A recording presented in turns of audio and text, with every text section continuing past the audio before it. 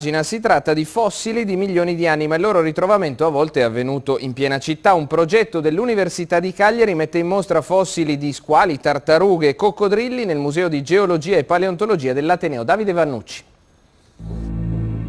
Passeggiare per Cagliari, insinuarsi fino alla spiaggia di Cala Mosca, incontrare le tracce della fauna che popolava le coste e gli acquitrini del sud della Sardegna, coccodrilli, squali e tartarughe, un patrimonio poco conosciuto che l'Università del capoluogo ha deciso di divulgare. Questi che noi abbiamo qui sono fossili che si possono collocare tra i 20 e i 7 milioni, ma le datazioni tendono sempre più ad allungarsi, ad andare sempre nel tempo più profondo, ma altri parziali oggetti possono appartenere a 50 milioni, 100 milioni di anni fa. Raccontare la vita che fu e diffondere la cultura scientifica anche attraverso l'uso delle tecnologie digitali, un itinerario tematico virtuale con risoluzione in 3D, una app, un ebook.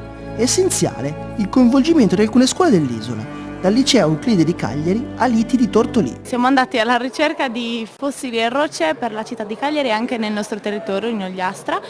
Queste appunto sono le rocce che noi abbiamo raccolto. Abbiamo creato un'applicazione per il Museo Lovisato di Cagliari dove tramite Google Maps, è un'applicazione collegata a Google Maps, e tramite questa applicazione vai nei posti, dice dettagli di quei fossili che comunque si trovano lì. Fossili contenuti nel Museo Lovisato dell'Università e fossili sparsi per la città.